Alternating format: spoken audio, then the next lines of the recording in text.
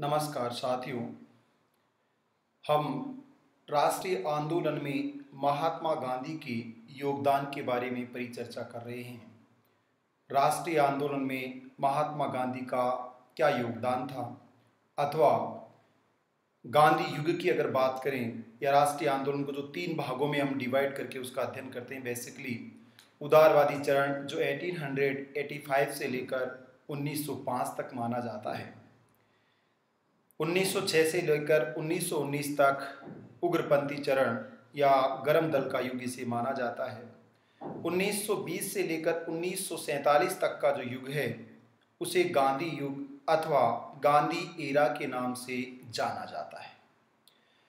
महात्मा गांधी का राष्ट्रीय आंदोलन में क्या योगदान था, अथवा महात्मा गांधी ने भारतीय राष्ट्रीय आंदोलन में अपनी महत्वपूर्ण भूमिका का निर्वहन और राष्ट्रीय आंदोलन की गतिविधियों का निष्पादन संघर्ष, विराम और संघर्ष की रणनीति के तहत किया, जिसके परिणाम स्वरूप ही महात्मा गांधी को भारतीय राष्ट्रीय आंदोलन का पिता या भारतीय राष्ट्रीय आंदोलन का मुख्य केंद्र बिंदु के रूप में देखा जाता है।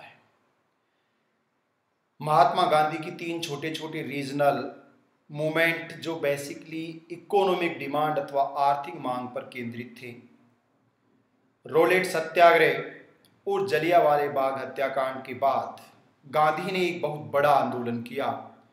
खिलाफत आंदोलन को असहयोग आंदोलन में संयोजित कर दिया गया अथवा उसका विलय कर दिया गया। आखिरकार सबसे पहले ये प्रश्न उठता है कि जो गांधी ब्रिटिश सरकार के भारत में 1915 से 1919 की समयावधि में सहयोगी थे, वे आखिरकार सहयोगी गांधी असहयोगी कैसे हो गए या ब्रिटिश सरकार से दूरी उन्होंने कैसे बना ली। पहले विश्व युद्ध के दौरान महात्मा गांधी ने विश्व युद्ध में ब्रिटिश सरकार का समर्थन किया और महात्मा गांधी ने यह अपील की कि भारतीयों को ब्रिटिश सरकार का साथ देना चाहिए। अन्य साम्यवादी ताकतें अथवा सर्वाधिकारवादी ताकतों की अपेक्षा ब्रिटिश उदारवादी और लोकतांत्रिक शक्ति का हमें समर्थन करना चाहिए। गांधी की इस अपील की बदौलत भारत के अनेक लोग सेना में भर्ती हुए और इसलिए महात्मा गांधी को भर्ती कराने वाला सोर्जेंट एक बड़े एजेंट के रूप में भी अभिव्यक्त किया गया, पहचान दी गई। ब्रिटिश सरकार के द्वारा इस विश्व युद्ध में अथवा ब्रिटिश सरकार का सहयोग करने की बदौलत महात्मा गांधी को केसर ए हिंद की उपाधि प्रदान की अथवा हिंद के सम्राट की उपाधि प्रदान की। आखिरकार वो कौन सी परिस्थितियां थी जिन परिस्थितियों के परिणाम स्वरूप महात्मा गांधी सहयोगी गांधी से असहयोगी गांधी में परिवर्तित हो गए, अथवा महात्मा गांधी ने ब्रिटिश सरकार का अपोजिशन किया। ऐसी कौन सी दशाएं थी? अगर हम बात करें तो ऐसी परिस्थितियों का उदय होना, ऐसी सिचुएशंस का इमर्ज होना ही महात्मा गांधी को सहयोगी से असहयोगी बनाता है। कि महात्मा गांधी सहयोगी से असहयोगी कैसे बने और गांधी ने जो मूवमेंट किया उसका नाम असहयोग क्यों रखा गया, अर्थात ब्रिटिश सरकार के साथ जो हिंसात्मक और दमनात्मक कार्रवाई करती है। गांधी जी अहिंसा के पक्के समर्थक थे, इसलिए हिंसावादी कार्य करने वाली जलियांवाला बाग जैसी नरसंहार की घटना को अंजाम देने वाली अथवा जलियांवाला बाग जैसी घिनौनी घटना को निष्पादित करने वाली ब्रिटिश सरकार को हम सहयोग कैसे करें? हमें ब्रिटिश सरकार का सहयोग नहीं करना चाहिए। इसलिए हम एक ऐसा मूवमेंट चलाएंगे जिस मूवमेंट का नाम है नॉन कोऑपरेशन मूवमेंट, असहयोग आंदोलन। अर्थात हमें कोई विरोध नहीं करना, हमें हिंसा नहीं करनी, अपितु हमें ब्रिटिश सरकार का साथ नहीं देना है। क्योंकि जिन दशाओं ने गांधी को सहयोगी से असहयोगी बनाया वे ऐसी ही दशाएं थी जिन परिस्थितियों के उदय होने का मुख्य कारण ब्रिटिश साम्राज्यवादियों का, ब्रिटिश सरकार के नुमाइंदों का और साम्राज्यवाद उपनिवेशवाद के समर्थकों का नकारात्मक नजरिया था। ब्रिटिश सरकार के द्वारा ब्रिटिश भारत में उन दशाओं को जानबूझकर उत्पन्न किया गया, चाहे वो बेरोजगारी की दशा हो, चाहे वह गरीबी की दशा हो, इसके अलावा वह लगान की दरों में वृद्धि की स्थिति हो, अथवा भारत में राष्ट्रवाद की भावना जो उद्वेलित हो रही थी उसका दमन करने के लिए, उसको दबाने के लिए, उसको कुचलने के लिए हिंसात्मक नीति का सहारा लेने हेतु अथवा जेल बंदी का ताकत का सहारा लेने हेतु रोलेट टैक्स सत्याग्रह जैसे काले कानून को लागू करना हो, ये सब ब्रिटिश सरकार की ही देन था। इसलिए ब्रिटिश सरकार के जो गांधी सहयोगी थे वो गांधी असहयोगी हो गए।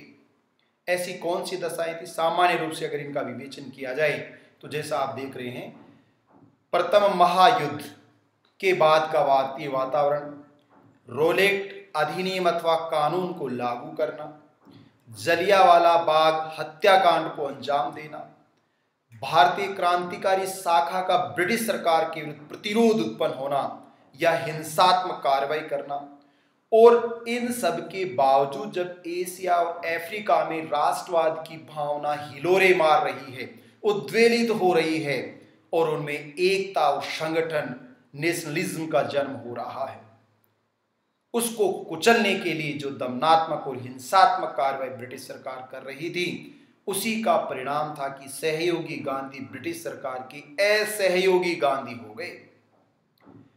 असहयोग आंदोलन जिसका टर्म 1920 से 1922 है। असहयोग आंदोलन एक बड़ी रणनीति के तहत चलाया गया। ब्रिटिश सरकार का हर स्तर पर सहयोग नहीं करना, या नकारात्मक की जगह गांधी ने सकारात्मक शब्द का प्रयोग किया, असहयोग, सहयोग नहीं करना, असहयोग अर्थात ब्रिटिश सरकार का हम साथ नहीं देंगे क्योंकि इसके पर्याप्त बैकअप है, पर्याप्त कारण है इसके पीछे, इसलिए वो ब्रिटिश सरकार का साथ नहीं देना चाहते। 1 अगस्त 1920 की तारीख को शेर की तरह गर्जना करने वाले गरम दल के प्रभावी नेता बाल गंगाधर तिलक की मृत्यु हो गई। बाल गंगाधर तिलक के बलिदान के लिए गांधी ने कहा कि हम तिलक के बलिदान को व्यर्थ नहीं जाने देंगे। जो शेर की तरह गर्जना कर रहे थे, स्वराज हमारा जन्मसिद्ध अधिकार और हम इसे लेकर रहेंगे, ये ब्रिटिश सरकार की दया याचिका और भीख देने की जैसी स्थिति नहीं है, अपितु ये हमारा अधिकार और हम इसे लेकर रहेंगे। अगस्त और सितंबर 1919 में खिलाफत आंदोलन को भी असहयोग आंदोलन में शामिल कर लिया गया।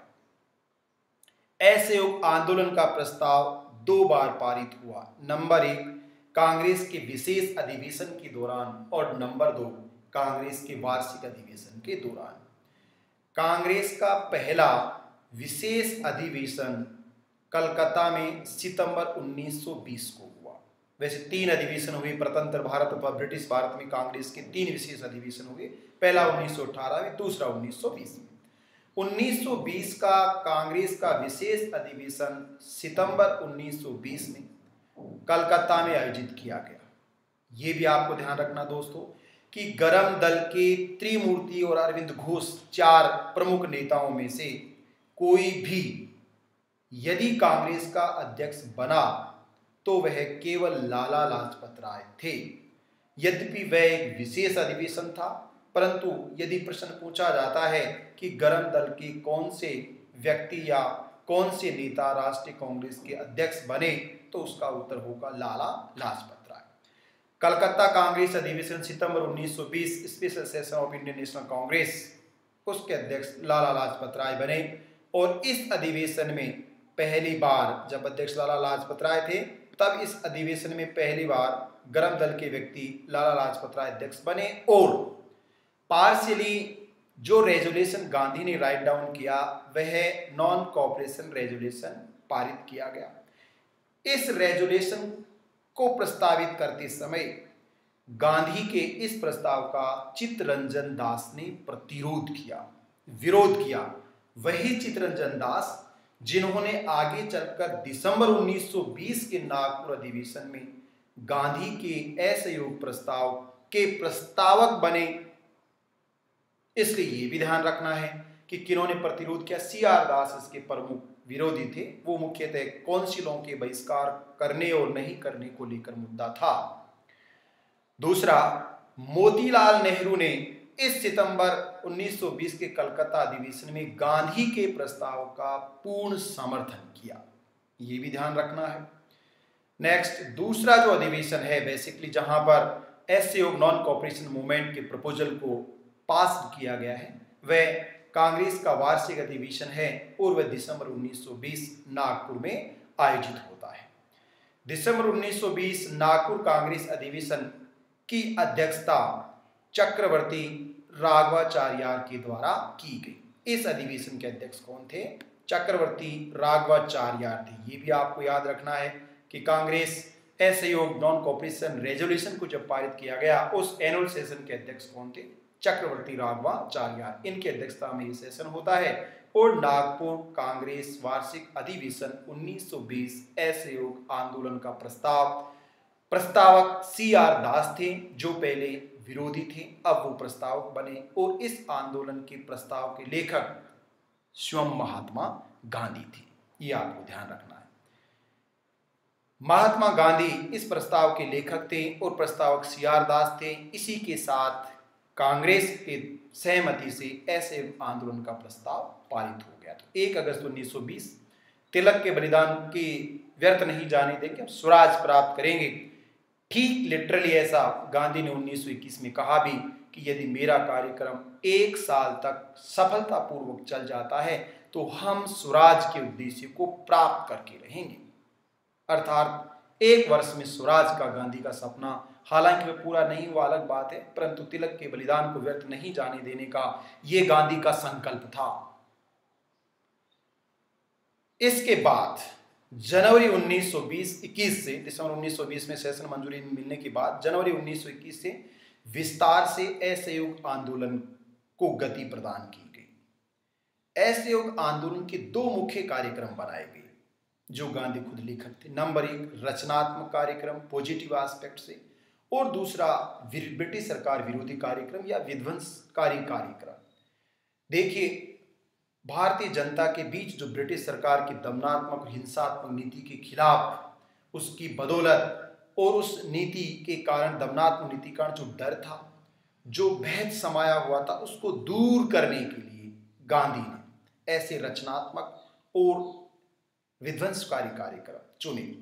असहयोग रखा गया कि हमें मूवमेंट नहीं करना है, हमें केवल ब्रिटिश सरकार का साथ देने से रुकना है कि हम ब्रिटिश सरकार का साथ नहीं देंगे, केवल ये कार्य आपको करना है। रचनात्मक और विध्वंसकारी कार्यक्रमों में मुख्य रूप से जो रचनात्मक कार्यक्रम है उनमें नेशनल स्कूलों की स्थापना करना, हमारे देश की राष्ट्रीय संस्थान स्थापित करना, राष्ट्रीय महाविद्यालयों की स्थापना करना, राष्ट्रीय अदालतों की स्थापना करना, न्याय पंचायतों की स्थापना करना, हथकरघा और चरखा खादी पहनना, हिंदू मुस्लिम एकता पर बल देना, छुआछूत का अंत करना, अहिंसा को बढ़ावा देना, स्वदेशी को अपनाना, बहिष्कार करना। जबकि ये भी आपको ध्यान रखना कार्यक्रम रचनात्मक, जबकि विध्वंसकारी कार्यक्रमों में सभी उपाधियों और सम्मानों का त्याग करना, जो रिवार्ड और जो टाइटल ब्रिटिश गवर्नमेंट ने हमें दिए हैं, भारतीयों को दिए हैं, उनका रिजाइन करना, त्याग देना, क्योंकि वह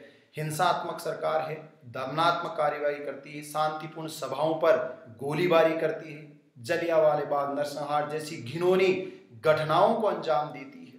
इसलिए हमें उसका त्याग करना है। निष्क्रिय प्रतिरोध करना, हिंसा नहीं करना। गांधी का कहना है हिंसा का सहारा नहीं लेना, अहिंसा। निष्क्रिय प्रतिरोध करना, विदेशी कपड़ों की होली जलाना, दुकानें बंद करना, सरकारी संस्थानों का बहिष्कार करना, टैक्स नहीं देना, स्वदेशी वस्तु को ज़्यादा से ज़्यादा अपनाना और विदेशी वस्त्रों की होली जलाना और तमाम तरह के प्रतिरोध करना, ये मुख्य कार्यक्रम थे। इसके खिलाफ ब्रिटिश सरकार के पास कोई विशेष रणनीति नहीं थी कि गांधी की नॉन कोऑपरेशन मूवमेंट को खत्म कैसे किया जाए, समाप्त कैसे किया जाए। इसलिए ब्रिटिश सरकार के पास केवल एक ही सहारा था कि वह दमनात्मक नीतियों का प्रयोग करे, ज्यादा से ज्यादा लोगों को गिरफ्तार करे, ज्यादा से ज्यादा लोगों को जेल में बंद करे, ज्यादा से ज्यादा लोगों में डर कायम करने की कोशिश करे। और गांधी जो रणनीति अपना रहा है, अहिंसावादी नॉन वायलेंस जो पॉलिसी अपना रहा है, उस पॉलिसी को कैसे भी हिंसक बनाया जाए और हिंसा का प्रवेश करके इस आंदोलन को रोकने की कोशिश की जाए। यद्यपि उनकी यह कोशिश लंबे समय तक सफल नहीं हुई, परंतु अंततः ब्रिटिश सरकार इसमें कामयाब हो गई और जो चोरा चोरी वायलेंस इंसिडेंट होता है उसके बाद हिंसा का प्रवेश आंदोलन में हो जाता है और गांधी बैकफुट पर आ जाते हैं। हिंसा के कारण जो गांधी कदापि नहीं चाहते, वो अहिंसावादी मूवमेंट जो लंबा चल सकता है। और इस दीर्घकालीन आंदोलन में ब्रिटिश सरकार को मांगों को मानना ही पड़ता है। जैसा कि पिछले 2 दशकों तक अफ्रीका में ब्रिटिश सरकार की हुकूमत को जो चुनौती दी गई, वह अहिंसावादी सत्याग्रह आंदोलन के माध्यम से ही गांधी ने ऐसी चुनौती दी। उस सफल अनुभव को गांधी यहाँ एग्जीक्यूट करना चाहते थे, इसलिए गांधी हिंसा के घोर प्रतिरोधी थे। ब्रिटिश सरकार की दमनात्मक कार्रवाइयों का दौर शुरू हुआ और जिसके परिणाम स्वरूप मुख्य रूप से सबसे पहले चित्तरंजन दास, मोतीलाल नेहरू, M.R. जयकर, इन सब लोगों को चित्तरंजन दास, मोतीलाल नेहरू, M.R. जयकर, टी प्रकाशम, अरुणा असफ अली, सरदार वल्लभ भाई पटेल, डॉक्टर सैफुद्दीन किचलू, सी राजगोपालाचारी, सुभाष चंद्र बोस, जवाहरलाल नेहरू, राजेंद्र प्रसाद, मोहम्मद अली और शौकत अली, मौलाना अली, J.M. सेनगुप्ता, शिक्षा से जुड़े हुए नेताओं में आचार्य नरेंद्र देव, जाकिर हुसैन, लाला लाजपत राय, सुभाष चंद्र बोस, तमाम लोगों को गिरफ्तार करके जेल में बंद कर दिया गया। गांधी ने कहा कि यदि कार्यक्रम 1 साल तक सफल रहता है तो मैं स्वराज को प्राप्त कर लूंगा। इस दमनात्मक कार्रवाई में ब्रिटिश सरकार ने लगभग 30,000 से अधिक लोगों को जेल में बंद कर दिया। सितंबर 1921 में अली बंधु और मोहम्मद अली जिन्ना के द्वारा मुस्लिमों को सेना छोड़ने की अपील की गई, जिसके परिणाम स्वरूप जुलाई 1921 में अपील की गई, जिसके परिणाम स्वरूप सितंबर 1920 में अली बंधुओं को भी गिरफ्तार करके जेल में बंद कर दिया गया। इसके बाद गांधी ने लोकल कांग्रेस प्रोविंस कमेटियों से यह आग्रह किया कि वो अपने स्तर पर आंदोलन चलाएं, जिसमें टैक्स का पे नहीं करना हिस्सा अहिंसात्मक कर भुगतान नहीं करेंगे ब्रिटिश सरकार को। स्थानीय कांग्रेस ने कर नहीं सविनय अवज्ञा आंदोलन भी शुरू किया। बेसिकली बंगाल में मिदनापुर में, आंध्र प्रदेश के गुंटूर में यह एक तरह से सिविल डिसओबीडियंस मूवमेंट कर नहीं देंगे अहिंसा के साथ। असम के चाय उत्पादकों ने भी बड़े स्तर पर हड़ताल की। इसके अलावा असम और बंगाल रेलवे संगठन में J.M. सेनगुप्ता के नेतृत्व में, बंगाली राष्ट्रवादी J.N. सेनगुप्ता के नेतृत्व में बड़े स्तर पर आम जनरल स्ट्राइक की गई। मई 1921 में वायसराय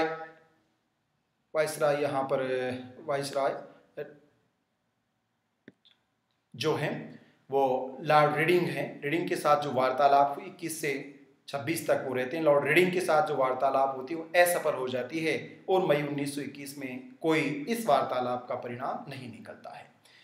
इसी के साथ नवंबर 1921 में प्रिंस ऑफ वेल्स ब्रिटेन से भारत यात्रा पर आते हैं और इस प्रिंस ऑफ वेल्स के आगमन का जो स्वागत है वो गांधी के द्वारा जनरल स्ट्राइक के रूप में किया जाता है, आम हड़ताल के रूप में कि दुकानें बंद की जाती हैं, सांकेतिक धरना दिया जाता है, बड़े स्तर पर अहिंसात्मक गतिविधियों का संचालन किया जाता ताकि ब्रिटिश सरकार के पास ये मैसेज जाए कि भारत में सब कुछ ठीक नहीं है, अथवा जो उनकी हुकूमत या नुमाइंदे जो कार्य कर रहे हैं वह भारतीयों के हित में कार्य नहीं कर रहे, अथवा उनके प्रति भारत में प्रतिरोध है अथवा विरोध है। इस आंदोलन के दौरान ही कुछ किसान आंदोलन भी हुए, जिनमें अवध का किसान आंदोलन, एका किसान आंदोलन उत्तर प्रदेश तथा केरल के मालाबार तट पर मोपिला विद्रोह। अवध का किसान आंदोलन और एका किसान आंदोलन ब्रिटिश हुकूमत के खिलाफ थे, जमींदारों, हिंदू जमींदारों और जागीरदारों के खिलाफ थे। परंतु जो मालाबार तट के मोपिला किसानों का विद्रोह था, वहां बेसिकली किसान मोमडन्स थे और जमींदार हिंदू थे। इसलिए मोपेला विद्रोह को असहयोग आंदोलन पर एक अभिशाप भी माना जाता है। कैसे?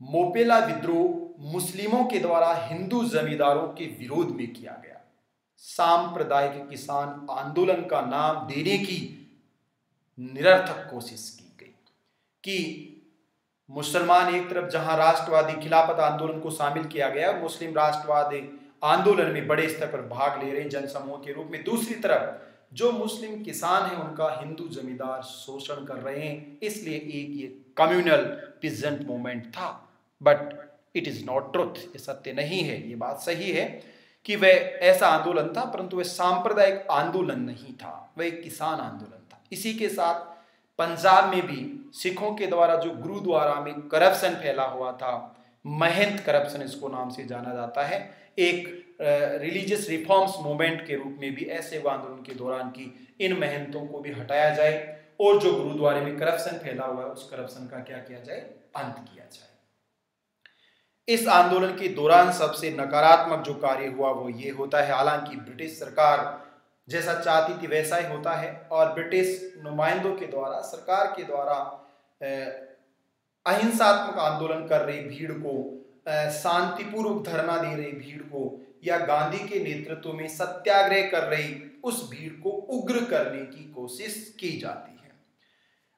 संयुक्त प्रांत के गोरखपुर जिले में स्थित एक गांव जिसका नाम है चौरी चौरा नामक स्थान, चौरी चौरा गांव, यहाँ पर उग्र भीड़ को, जो भीड़ है उसको पुलिस द्वारा उग्र करने का प्रयास किया जाता है, जिसके परिणाम स्वरूप यहाँ तक भी कुछ साक्ष्य मिले हैं कि हवाई फायरिंग की गई और लोगों को डराने की कोशिश की गई, गिरफ्तारी की कोशिश की गई, जिसके परिणाम स्वरूप भीड़ उग्र हो गई और इस उग्र भीड़ ने चौरा चौरी नामक स्थान पर जो थाना था उस पूरे पुलिस स्टेशन को घेर कर उसमें आग लगा दी, जिसके परिणाम स्वरूप 21 पुलिसमैन 1 सब इंस्पेक्टर, टोटल 22 पुलिसकर्मी जिंदा जला दिए गए।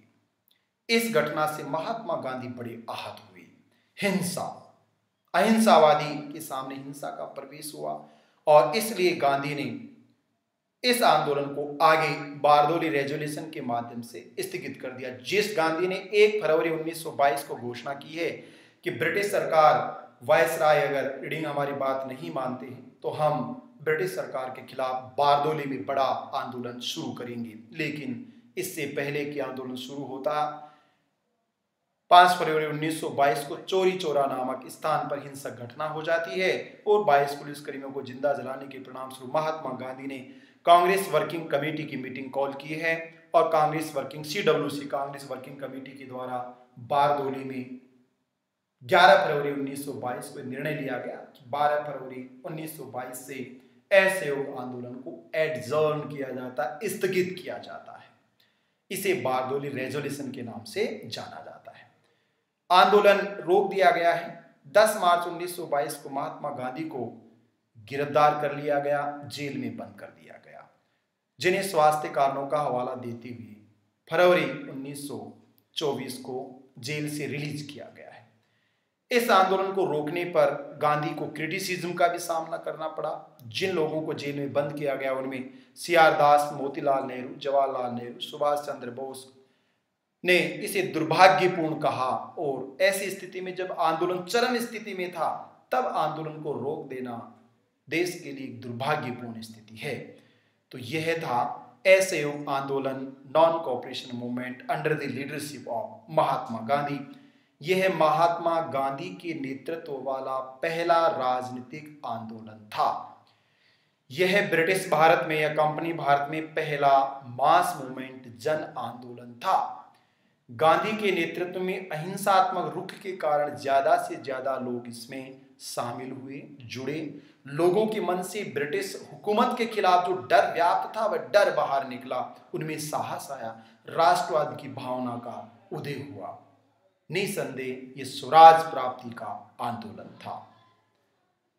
इसी के साथ ये व्याख्यान समाप्त होता। आप सभी का धन्यवाद। अगर आपको मेरा वीडियो पसंद आया तो अन्य वीडियो के लिए और मुझे एक्सटर्नल मोटिवेशन के लिए, हालांकि मुझे ऐसी कोई आवश्यकता नहीं है, फिर भी अगर आप लाइक करेंगे, शेयर करेंगे, सब्सक्राइब करेंगे तो मेरा ज्ञान, मेरे विचार जो हैं, छोटा सा जो प्रयास है वह ज़्यादा से ज़्यादा ज़रूरतमंद विद्यार्थियों तक और प्रतियोगी परीक्षार्थियों तक पहुंचेगा, जिसका लाभ उनको निसंदेह मिलेगा। यदि ऐसा होगा, इसमें आप अपना सहयोग कर सकते हैं। आप सभी का धन्यवाद।